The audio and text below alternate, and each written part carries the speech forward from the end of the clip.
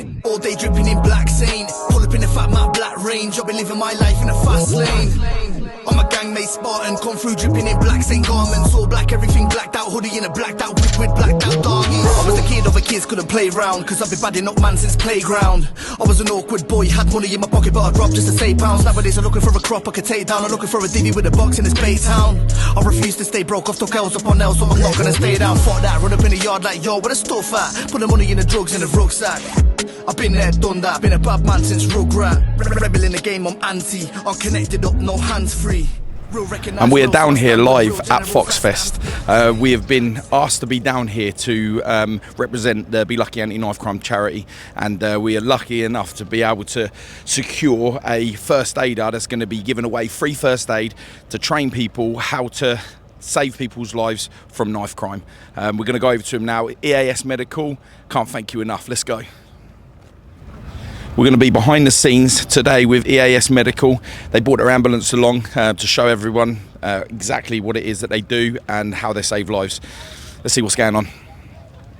We are here with the main trainer and he is camera shy.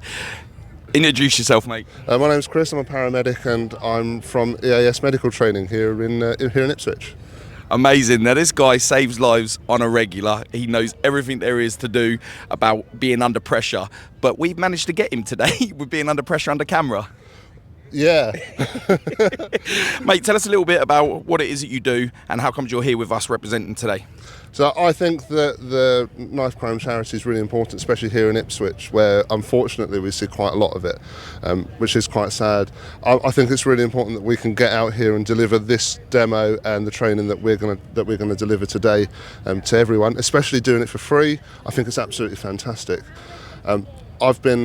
I've been working for the ambulance service for the last 20 years and I've been a paramedic for the last few years of that as well. So I'm one of the more senior people, especially in my company, and it's really good that we're able to get out here and help and support you guys and really try and deliver some education and some awareness to the local community. Absolutely amazing, and he's absolutely right. He is giving this to us for free. I've done a video, I put it on social media, begging for help for the charity, because we're a non-profiting organisation and everything we do is pulling our community together. The video was up less than a minute. He reached out to us saying that he would do it and he would do it for free. I can't thank this guy enough. He's really helping us out and he's going to be helping the community out massively as well. So if you ever see this guy around, bib your horn, clap your hands, give him a high five because he deserves it. Should we go and have a look at some of this this guy laying on the floor? Let's go and meet my friend Tim. Let's go and meet Tim.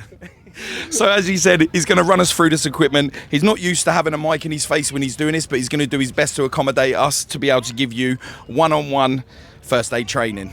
Take it away, mate. Right. Come down. So, this is my friend Tim. Tim's unfortunately been the victim of a knife crime. He's been stabbed in the leg. And if you have a look at his leg, you can see that it's bleeding. It's bleeding quite profusely. Can you see that? Yeah. Now, a squirting bleed like this is an arterial bleed, and we need to stop it really, really quickly. An arterial bleed will lose enough blood to kill us inside of a couple of minutes. So it's really important that we treat him as quickly as we can. With anything, the first and most important thing is your personal safety. So make sure that you're safe before you start, because what we don't want is 2 casualties. Once you can, and it's safe to do so, find one of the bleed kits, get the tourniquet out. The tourniquet goes here, it goes just above the wound. If the wound's by a joint like it is here, we need to go above the joint. So it can go anywhere on the limb, but not over a joint. Once the tourniquet is around the limb, which we've already put on for you, we just have to twist, and we twist here. Would you like to twist, Paul? Would you like to come down here and twist this for us? Brilliant, thank you. Then to come this side. Amazing. So just twist. Keep twisting, yeah, either way, just keep twisting. And as you twist, the blood will slow down. And what we need to do is keep twisting until the blood turns off. Just keep going and going and going until the blood turns off. Are we about there? Yeah. Fabulous. Once the blood's turned off, this bar, it's called a windlass, goes into this holder here, and that way you don't have to hold it. Brilliant, that's it, well done. And now it won't come undone. Take the rest of the strap, pop it through the bar, that's it. That way, if you accidentally trip on it or something, it's not going to come undone. and then this bit just comes over the top to secure it. Just this little white bit here, just comes over the top to secure it.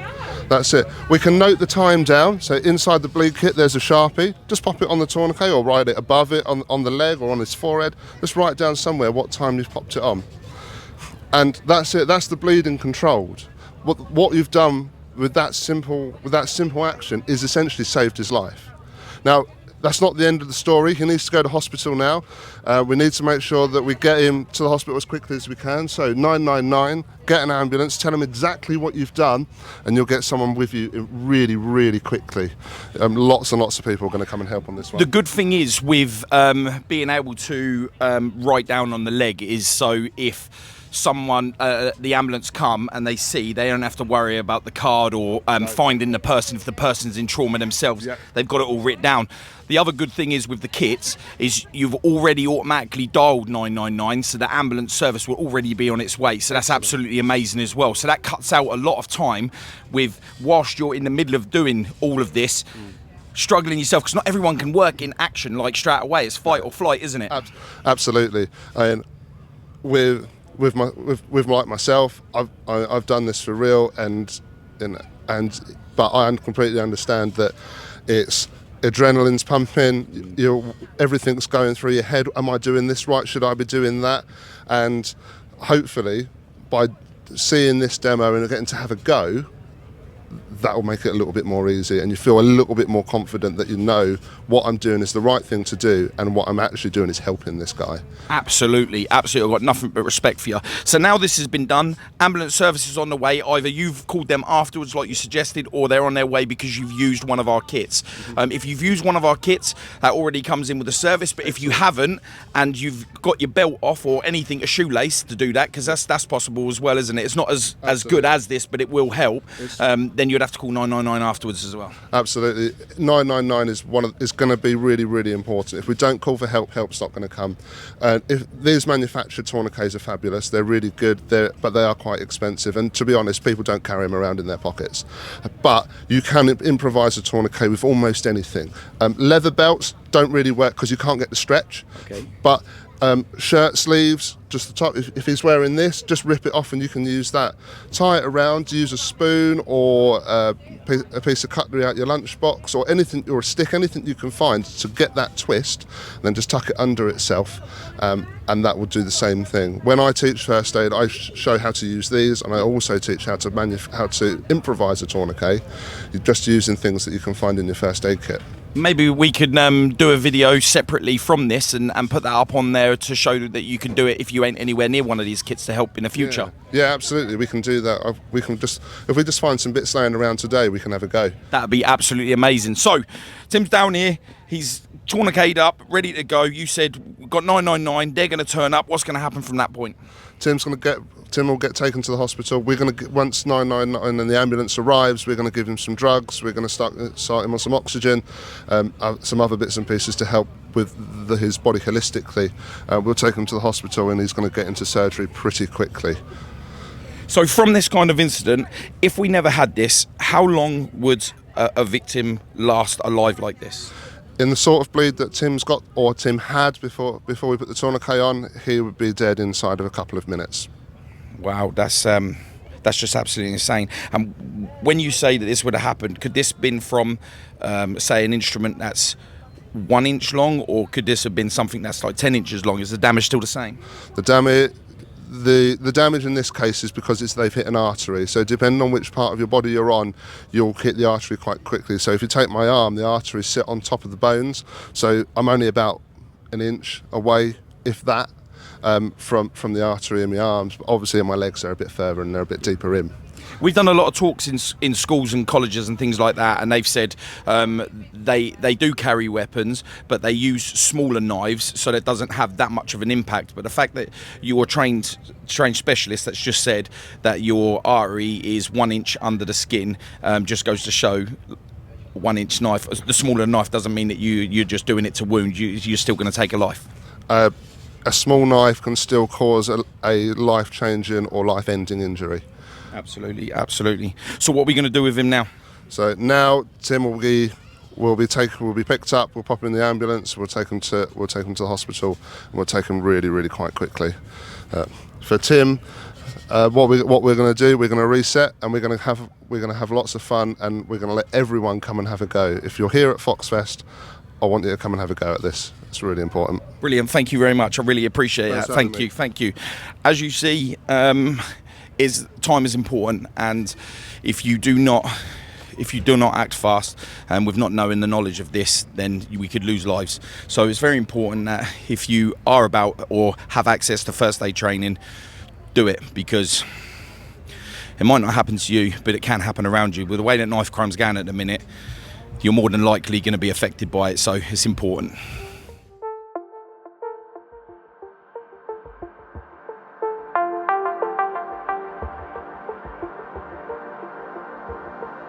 So we are ready to do our first training session. What's your name? Paul Stansby. And how old are you? 10. Why is it that you want to learn first aid? So I can help people around the town, and so I can save people's lives. Yeah, obviously it's as close to your heart because of your Uncle Dino and that lot. So this is very important. And are you excited? Are you ready for it? Yes, I'm ready for it. You ready for it, yeah? Yeah. Let's do this. Yeah.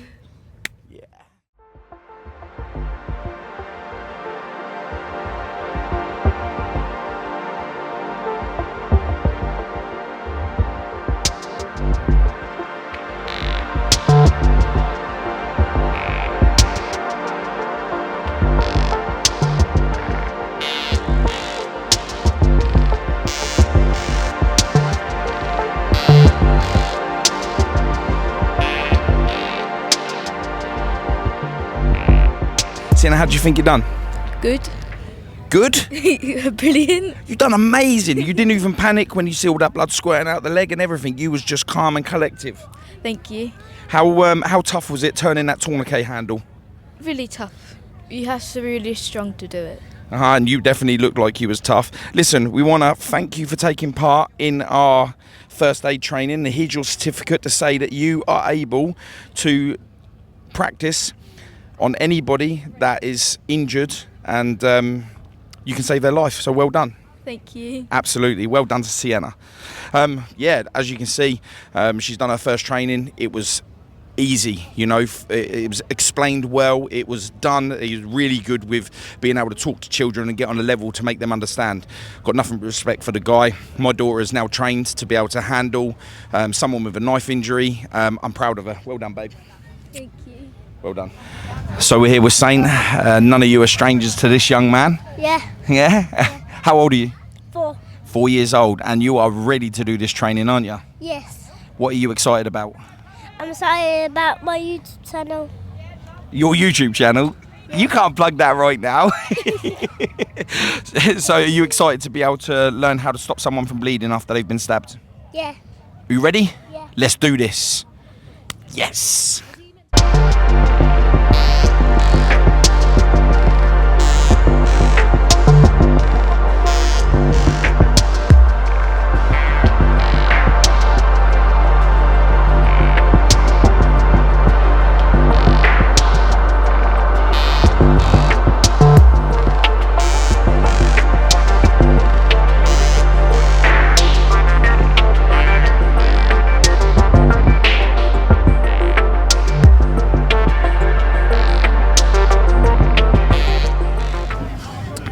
Saint, how was your first aid training? Good. What did you do? I saved somebody's life. How did you do that? So he was bleeding, Yeah? and there was a twisty thing, and then I was twisted, and the blood stopped. And then he saved his life, and then what did you have to do after you done that? Who did you have to call? 999. 999. Well, we've got a little lady here, Yeah. and she's here to give you your certificate. So there you go, here's your certificate to show that you're trained. Want to show the camera? Huh? What do you make of that then? Good. You're now a trained first aider in knife crime. Well done, Saint. Give me 5. So this is Tim. He's been the victim of a knife crime. He's got a wound just below his knee, can you see? And it's bleeding quite profusely. He's got a wound in his chest that we can't see at the moment, and he's got a wound up here in his armpit that we also can't see at the moment. So we'll look at one wound at a time, okay, and we'll start off with the leg. So this squirty blood, this means that it's an arterial bleed, can you see? Now if we don't treat this, he's going to bleed and he's going to lose all of his blood very, very quickly. So we take the tourniquet out of the kit, it goes around the leg or just above the wound, about 5 centimetres above it, but you can't put it on a joint, so I've gone above the knee here.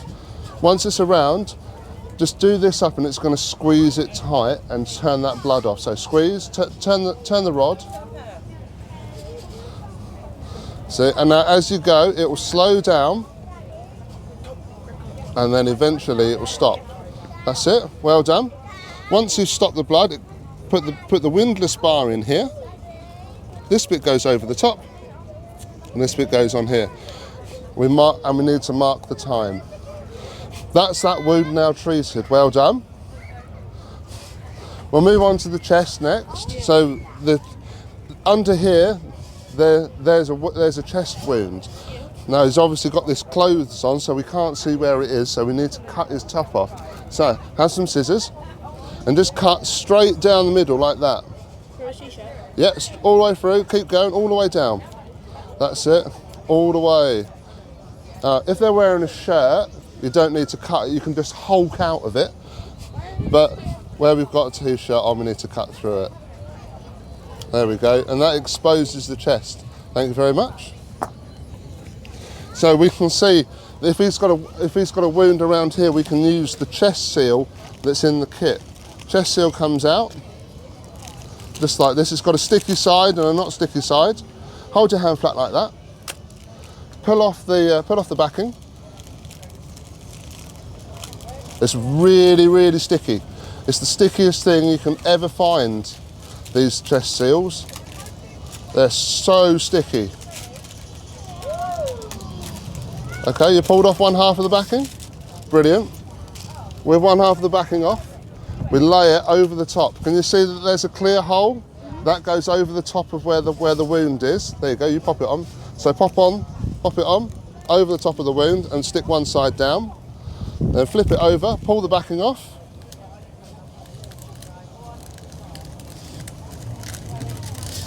And then stick the other side down. This is a one-way valve and it'll let the air out of his chest, but it won't let it back in, and that stops that pneumothorax from happening.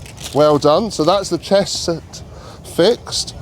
One more wound up here, right in his armpit, and he's bleeding, and it looks just the same as this, and it's pulsing out. Now we can't put a tourniquet around this, so we can use the hemostatic gauze that's in the kit. Now be careful with this stuff. If the grains get in your eyes, it will make your eye it will make all of the water in your eyes clot. You don't want that. It makes your eyes itchy. Don't worry, we're outside. Don't worry. Don't panic. You looked really nervous. Don't worry. Just don't wipe your eyes with it if you're upset. Okay. Now this is folded in a Z shape. Can you see it goes back and forth? What you need to do is find the exact point of the bleeding. So find it in there. Come get in, find where it's bleeding from. Is that where it's bleeding from? Okay. Then this, you stuff it on top of where it's bleeding. So, pop your finger in, pop that down there. With your other hand, stuff it in underneath where it's bleeding from. That's it, and push it down. That's it, keep going. You've got to push the whole thing in. Really shove it in there. Keep going, keep feeding it into that wound. Stuff it right in there. It's in an armpit, it's going to be all sweaty and smelly as well. You've got lots of pushing to do. Keep going, keep going, keep going. Brilliant. Now once that's in, take your hand all nice and flat like that and push down on it really hard. Other hand, then put all of your weight behind it and push as hard as you can. And you have to do that for 5 minutes. Now once that's done, if you can take another bandage and just bandage it in. Now we can't do that here because of where it is. But what we would do in this case is just keep holding it. When he goes to hospital, make sure you send the packet with you. That's so the surgeon knows exactly what product we've used and what we've stuffed in there. So we'll leave that with him, okay? Thank you, well done. So, 3 different wounds, 3 different pieces of equipment, all in them bleeding kits. Where does he need to go now? To the hospital. If you've opened a bleeding kit, an ambulance is already on the way. If an ambulance isn't already coming, what phone number do we ring? 999. Brilliant. Well done. Give yourselves a round of applause. That's it. Guys, absolutely amazing. I'm going to start with you at the end. You give your name and your age. Lily Sunshine, and I'm 13. I'm Reese and I'm 11. I'm Amara and I'm 11. Guys, you just done first aid over there. How did it go? Nice. Just nice. You just saved someone's life. Amazing. Amazing. What do you? I felt helpful. How do you feel like it made you feel when you were doing it? Happy. Happy? Did you feel like you was panicking, or did you feel like if this was to happen, you would be able to deal with the situation now? You know, the training. I would be able to deal with the situation. Now you had the tourniquet kit. It's so hard to keep turning, isn't it? Yeah, it's like tight, but when you keep on doing it, it will hopefully save his life. So did you think you'd have to turn it that hard to be able to stop a bleed from happening? Yeah. You did, because you looked shocked, like you was one-handing it to start with, and then you two-handed it, but that was tough, yeah? Yeah, it was tough, but How does it make you feel? it'll make me feel happy because he'll be able to like stay alive and stay healthy in that. Guys, you are now fully trained to be able to deal with this situation if you were ever around to see, witness or anything to be able to save someone's life. I'm proud of all 3 of you, and we got you some certificates. Who's this one? Reese, here we go. Lily, there we go. Amari, there you go. There's your certificates. You should hang them on your wall with pride, and you are now fully trained with EAS Medical. Well done, guys.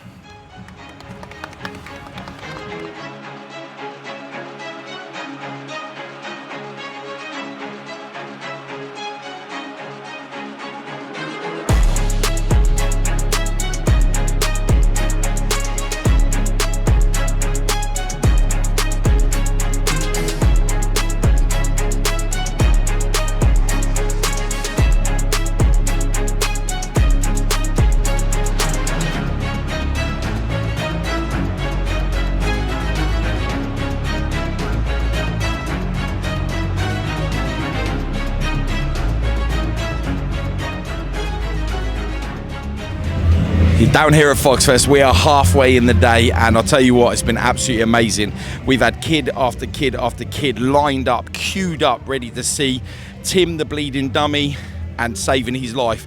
I knew that it was going to be productive, I knew it was going to be good, but I didn't realise how important it was to these kids to save someone's life. They're absolutely dedicated. When they're doing this training, they're absorbed, they're focused, they want it, which has only pushed us even further now to doing this continuously. Let's try and get this in schools. Guys, if you have a school and you're in our area, please reach out to us. We want to get this in the schools. We want to help train your children to help save lives. It's so important. And after today and the success that we've had with it, we're just going to be running up this mountain because we ain't stopping. Thanks, everyone.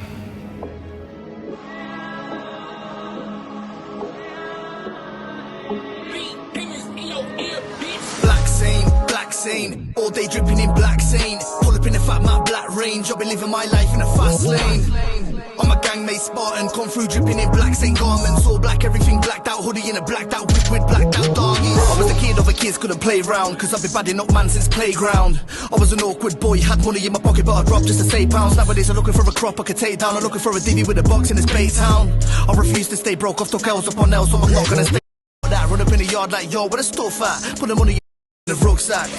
I've been there, done that, been a bad man since Rugrat. Rebel in the game, I'm anti, unconnected up, no hands free. Real recognise real, so I stand with real generals like Stansby. Black scene, all day dripping in black scene. Pull up in the fat Matt Black Range, I'll be living my life in a fast lane.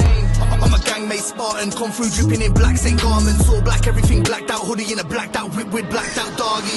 Just got a new tracksuit from Black Saint, I got the hat that matches. Old type Paul Stansby, I'ma link up soon, let's do a podcast in your man cave. In the studio I got Dan K's, man can blaze, all I need is an ashtray. I would flash last night, but I'm happy today, cause I just got 5 bags back pay. GG just phoned me like, what you doing Saturday? Broski, you up for a ram raid? Prem said he got the van lined up, but I can't this week, cause I'm going to a house raid. Wow, ever since 18, I've been South-made. Pass me the mic, our hell raise. Man, keep repping for prom, that's our ways. Flexing my black Saint hat as always. Black Saint, all day dripping in Black Saint. Pull up in the fat, my black range. Down here at Foxfest with Simon. Simon, you've just been telling us about the puzzle and what piece you are in it. Tell us a little bit more. I always go quiet when I ought to speak, and I speak when I ought to be quiet. How's that? Sounds absolutely perfect to me. It's a long story. I had a first truck show 2006 in a field that was free at a pub at Crowfield with my friends that came from another truck show that finished, and I wanted to do something, and it's just gone on. We've had different venues, different names, different places, different people, but to me it's the same thing. We need youth in transport more than we ever have. Nobody wants to drive lorries, it's not sexy. Long days, no facilities, poor pay, you're not treated very nice. But this t-shirt, that, the ink for your tattoo, you name it, come on wheels. In COVID we were heroes, now we're a nuisance. And I'm trying to teach people like this, and they don't even notice what we do. Absolutely. I mean, when you're going past them on the motorway, you just think, move out of the way. Sod off. And people don't realise what brings it all in. What they're doing is mind-boggling. Every route, every vehicle this does, when it's not here, is planned by someone else and maintained by someone else. And they get tyres from somebody else. They've got a no licence, they've got tachograph rules. You need to have profitable work that makes money. You can go busy, you don't make any money. Yeah, absolutely. And you know, science. And with your love and your passion for this, you are able to contribute back to us as a Great Ashfield Truck Rally ran on the old airfield near Bury from 1986 to 2002, and that was the highlight of my life growing up. And I became a judge, then I passed my test and brought a truck to it. It was mind-boggling. I got involved in how it worked, and he helped me set up the show I started, which was this, with my friends. I didn't do it on my own. I hadn't got an insurance, got nowhere to put it. My friend found that, and it grew from there. We had 52 trucks in the field, and they were nearly all my mates. There were 2 people I'd never met, and we got drunk. And it was hilarious. And then it gets bigger, and then people want to help, and then it gets political, and then people start arguing, and it gets very difficult. And to keep focused and keep driving, it's very difficult. And we've been ill. That doesn't help. But the people I've got around me, there's nobody better walk. Yeah, I can definitely feel the family environment here, and you don't necessarily have to be blood to be family to Foxfest, that's for sure. I mean, with the ability of you lot all clubbing together, yous have managed to donate a couple of kits, emergency bleed control kits, and you've just took part in our free first aid training to help save the mannequin's life from a knife crime. How does that make you feel? Awesome. I have taught first aid, but my certificate to teach has expired, and I've got to do it again, and I can't justify the money for my use. So I have done it, but not from this angle. I've taught CPR and recovery position, that sort of thing, but not. This breaks my heart, is the truth. Yeah, I was going to say, with learning first aid, which is standard, everyone should really learn that, especially it should be integrated into schools, I think. But to be able to now have to put in the knife crime training within your first aid training is heartbreaking that the community has allowed this to happen. Yeah. Society's broken. This government, every government, they've lost everything. They've got no respect. Doesn't matter who comes in next time, what many difference? There's no money, they don't do anything. We've had 12 years of what? Conservative government. What have they done? Argued over Europe, argued over Brexit, argued over COVID. What have they done? Look at our sewers, rivers, roads, rail, health. How can the Romans build a bridge that still stood and our schools have fallen to bits after 40 years? What's going on? Yeah. Potholes, congestion. Is it that complicated? Yeah, and to see that with all of this going on within the youth today, how they can't push forward things like what we're doing. The future is crap. Yeah. They've got no money, jobs are badly paid, you're treated like crap. What have they got to look forward to? Well, this just goes to show that, they're all pressed with finances and things like that, and we're able, as a very small knife crime charity, on the back of losing my brother's life, are we able to pull people together that are doing this for free to come out and train. Like, we're willing to go into schools and everything and do this for free, but they're always talking about funding, and I think that's one of the things that society is controlled by money. Look at football. Yeah. Look at the big truck shows now. They're about money. 40 quid to take a lorry in there. It's 15 to come here, and it was a tenner till last year. I had to put it up because things have gone up in COVID. Yeah. But it's not a lot of money, is it? 15 quid, 250 come in this gate, kids are free. Yeah, absolutely. I don't want a lot of money, I want to do some good. And that's exactly what you're doing. Simon, thank you so much. I really appreciate you. Thank you. And thank you for supporting us. You're a legend. And letting us come down here. It's absolutely amazing. You come again. 100%, without a doubt. 100%. Thank you so much. Appreciate it. Well, as you can see, we just spoke to one of the main guys, Simon, who put this together from a love, from a passion. And there's a lot of things, definitely political, that get him with society today. But throughout all of that, he's managed to be able to push forward, use this family environment not only to showcase his love and his passion to trucks, but to be able to sponsor us on behalf of the Be Lucky Anti-Crime Foundation of supplying these emergency bleed control kits into our community. And we're able to give free first aid training because it frees up some funding, and we're able to put that towards the first aid training, and it's been absolutely amazing. And when I say free up it, I don't mean in the sense where we have to pay for this training, because we've been donated it from EAS Medical for free. And this is what I love about our charity, is the fact that people are coming together because we've all had enough and we want to see a difference in our community, and we can only do that by standing together. And Foxfest is standing with us, and EAS Medical is also doing the same with all you guys. Thank you all so much. I feel blessed.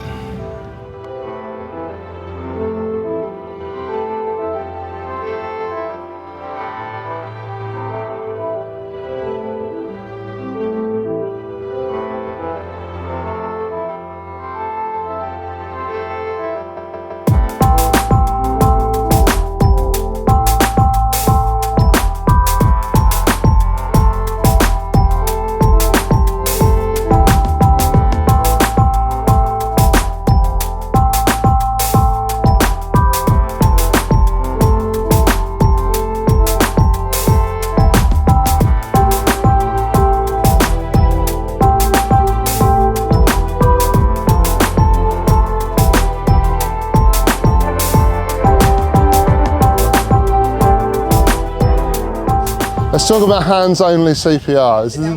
This is what we would do if we find someone who's not breathing in the street. If we've got no other equipment around us, let's talk about that. First thing we want to do, look for danger. You're the most important person. Why are they down there? If there's something dangerous, mitigate or remove the danger before we start. Next,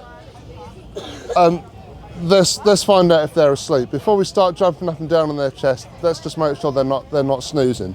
So, hello, my name's Chris. What are you doing? Wake up.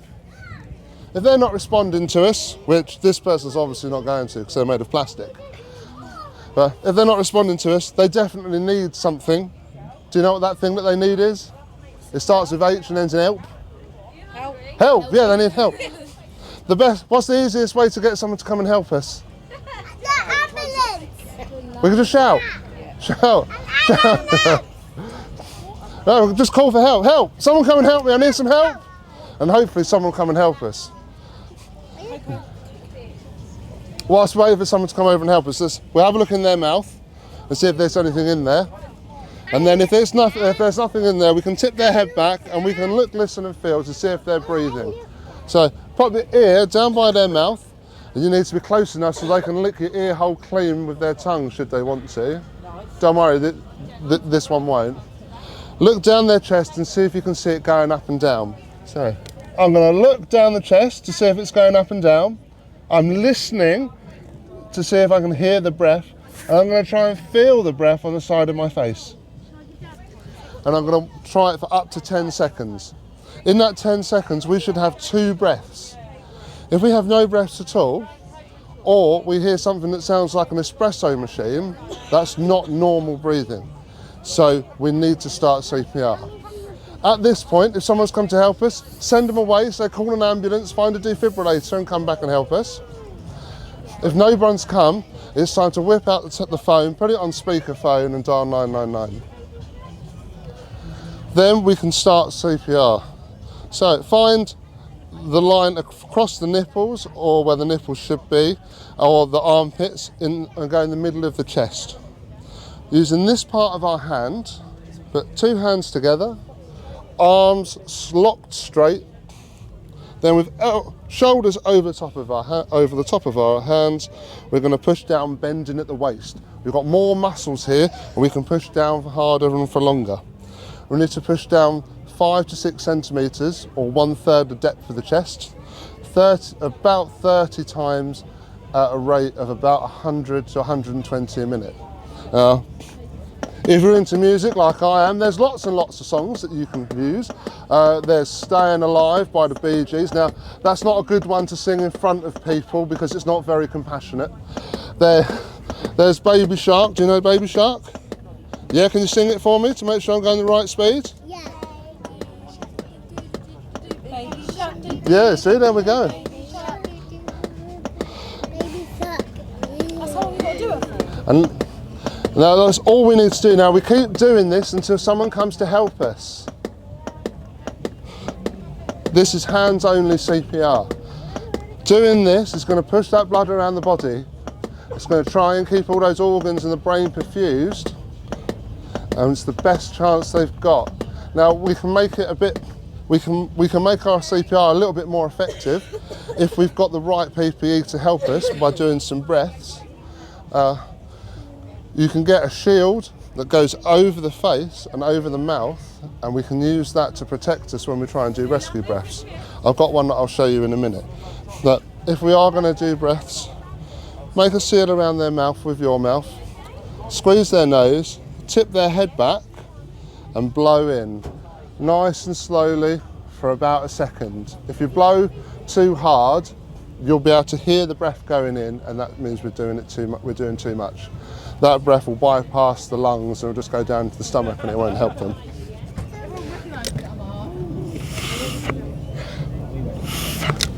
Two breaths and we can carry on with our CPR. Do it 30 compressions to 2 breaths and just keep on going and going and going until the ambulance arrives. If the ambulance arrives and tells you it's okay to stop, then it's okay to stop. If they start breathing, that's a good time to stop as well.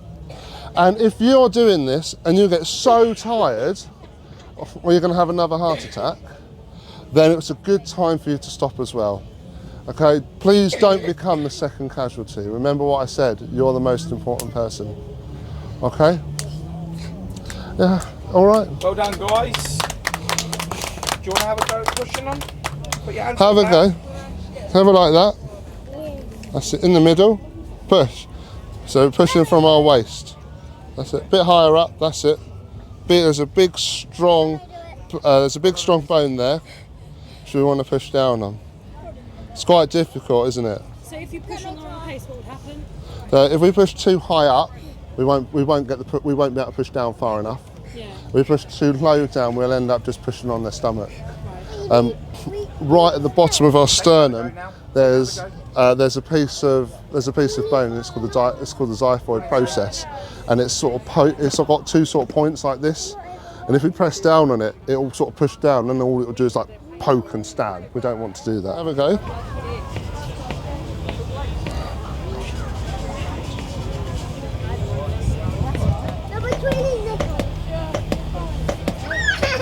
Okay. Squeeze the syringe. Yeah, I'll turn it on for you. Hold on down there. So, let's add the defibrillator to our CPR. So, the same as it was before. Look for danger. Make sure that they're not just sleeping. Hello, can you hear me? Why are you down there? Open your eyes. Have a look in the mouth. Tilt their head back. Look, listen and feel for breathing for up to 10 seconds. So if they're not breathing, does that not mean they're dead then? If they're not breathing, they might be, but they might not be yet. Can you tell how long they've not been breathing? I can, but it takes a few more bits and pieces. So, as soon as the defibrillator arrives, stop what you're doing and turn the defibrillator on. Turn the volume up. Is there any ice cream? As soon as you've turned on the defibrillator, it will start talking to you. All you have to do is do as it tells you. So this has told us to plug in the pads and plug in the connector. So, we have 2 pads, and they've got a picture on, and it tells you exactly where to put them. So one goes at the top, and it goes here on the right shoulder, and the other one goes down here underneath the left arm. The idea is that we create a line between the 2 pads that goes straight through the heart. So the heart sits here in the middle of the chest, and it's sort of this sort of size, the size of the casualty's fist, and it points down towards the left. So we want to pass electricity from one pad to the other, and we want it to go straight through the middle of the heart. Apply pads, insert connector firmly. Analyzing heart rhythm. As soon as you've put the pads on and it's all plugged in, the machine's going to say analysing heart rhythm. When it's analysing, you need everyone to stand back and stand still. Don't touch, because that will mess up what the machine's seeing, and don't jump around, because these machines are really, really sensitive, and if you start bouncing around, it'll throw the machine off. Is that why they always say step back when they go to do the shock? Yep. After it's finished analysing, it will say shock advised or no shock. Charging. Well, if it says shock advised, it will charge. Whilst it's charging, look to the left, look in the middle, and look to the right, and make sure everyone's standing well back. We're about to pass electricity from one pad to the other, and we don't want anyone being anywhere near, because there's a risk that they might get shocked too.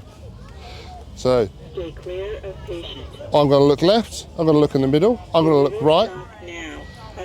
As soon as it says shock, press the button, say I'm shocking now. Shock delivered. As soon as your finger comes off of that button, it is safe, and you can start your CPR. Now, we do this for 2 minutes.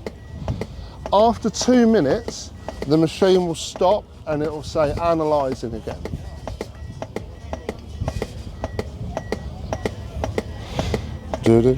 Now remember, it's that we're doing our CPR to the tune of Staying Alive or Baby Shark or all sorts. If we're going to do our breaths, we're going to do 30 compressions, 2 breaths. But if this fella's just gone down in the street, I'm not going to do breaths, I'm just going to do hands only CPR, because I've got no other PPE to protect me. Remember, you're the most important person. So do you know if someone has passed out like this and they've choked on their own sick and they've got all that there, would you still need to do CPR with the sick in there? Would you have to clear that out? If they're not breathing, then we would start CPR. Now, if we're doing this and there's all sick in their mouth, it might start gurgling and coming up. If they're making gurgling sounds, just stop what you're doing, pop them on their sides like this, it'll all come out, you can put them back on their back and you can carry on. Just like that. That keeps that airway nice and clear. After 2 minutes, the machine will analyse again, and it will say shock or no shock. If it says to shock, we do the same as what we did before. We stand back whilst it analyses, we make sure everyone's standing clear whilst it charges, and then make sure everyone is well clear and not touching when we deliver that shock. The same as before, as soon as our finger is off of that shock button, it's completely safe to touch. If it says no shock, we'll have a really, really quick look to see if they are breathing. Oh, there. So stand clear, we're analysing. Do not touch the patient. No one touch, no one jump up and down. No shock advised. It says no shock, so we have a really quick look. Are you breathing? No, so then we'll carry on. Why did it say no shock? So this machine will shock 2 different heart rhythms. And there's lots and lots and lots of heart rhythms that you could be in. If you're not in one of those 2, shocking it isn't going to help. So what it's found is it's not in a rhythm that's going to benefit from a shock, so it's not done it. So just be 100% sure that they're definitely not breathing, and then carry on. What you might find is it'll shock one time and then it won't, and then it will, and then it won't, or it will never shock, or it just always wants you to shock. That's fine. Just do as the machine says and you can't go wrong. These machines are entirely foolproof. They have to be because we use them in the ambulance service. So what if you're like me and you're deaf and you have got a full beard? How are you going to hear whether they're breathing? Or like... You'll still feel it even if you are follically endowed like we are, and you will see the chest going up and down. Okay. Even if it's light breathing, like even if it's like, okay. You'll definitely see it. And if you're not sure, just open their shirt up a bit or take a coat off, and then you can really see it. It's really, really obvious. Yeah, okay. These things are really easy to use, and they're everywhere. Like the bleed kits, you can get them off the wall. You just dial 999. They give you the phone number. They'll give you the box number. Give you and you can get the defib out, and they'll send you an ambulance, or they'll send you multiple ambulances and cars and people on bikes and helicopters and all sorts. They are really easy to use. They are foolproof. You cannot do it wrong. You cannot injure yourself or somebody else with one of these. They are completely safe. Amazing. Don't be scared. If you need to use it, pop the pads, turn it on, put the pads on where it says, and go for it. And then if they had a heartbeat, that would tell you not to do it anymore? Absolutely. If they've got a normal heartbeat, it will not shock. So that's why I say, if it says no shock, just have a really quick look, about a second. Are they breathing? Yes, no, carry on. It is really, really, really obvious. If you do this and they start breathing again, it is really obvious when they come back round because their colour comes back. No doubt they'll probably be as a response to coming back coughing. They might. It's not like on casualty. They don't just wake up and go, "Oh, that was painful," but they will. But their colour will come back. So not during. Before you start, they're going to be a similar sort of colour to the grey on that lorry. Their colour will come back. Was you there when your children were born? Yeah. Can you remember what colour they were when they came out? Black. And then the colour just changes as they start breathing. You get that colour and it sort of comes up their entire body. Yeah. The same thing will happen. How can you tell if they're choking on something, like they've got something stuck in their throat? If they're choking on something, doing this will probably dislodge it. If you can see it, just pop them on their side and it will come out. If it's further down, just CPR will probably dislodge it.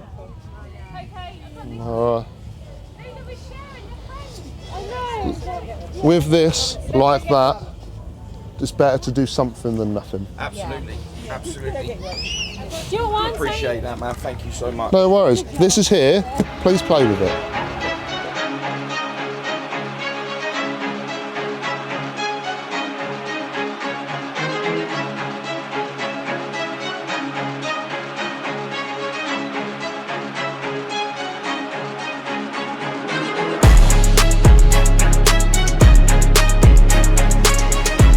What a day. Foxfest, thank you so much for letting us come down here and just spread the awareness on knife crime. It is so important on all the things that we're doing, from the emergency bleed control kits to the first aid training that helps you understand and shows you how to use the kits in the boxes. It's so crucial that we are able to be able to give this out, ain't we, Saint? Yeah. And it's been an absolutely amazing day. So we want to say thank you to everybody that took part, everyone that come down to Foxfest to come and do this training. EAS Medical, thank you. Got nothing but love and respect for you. And yeah, I cannot wait to keep pushing this and help save our community and make it stronger. Hey? Yeah. Is there anything you want to say? Yeah. Welcome to my channel, Black St. London TV. Amazing. So he finds every opportunity he can to get his channel out there. So what he just said is welcome to his channel, Black St. London TV. Go follow, go subscribe. Isn't that right, mate? Yeah. Foxfest, this isn't just a business, this is a family, and I'm really glad to be a part of it. Thank you all so much. See you again next year. Love.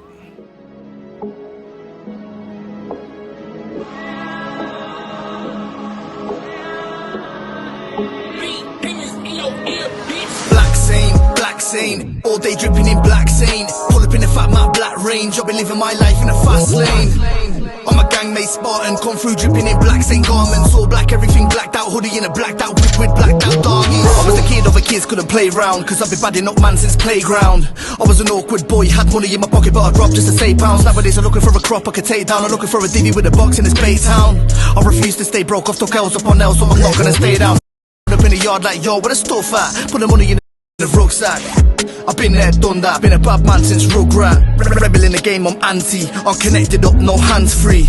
Real recognise real, so I stand with real generals like Stansby. Black Saint, all day dripping in black Saint. Pull up in the fat Matt Black Range, I'll be living my life in a fast lane.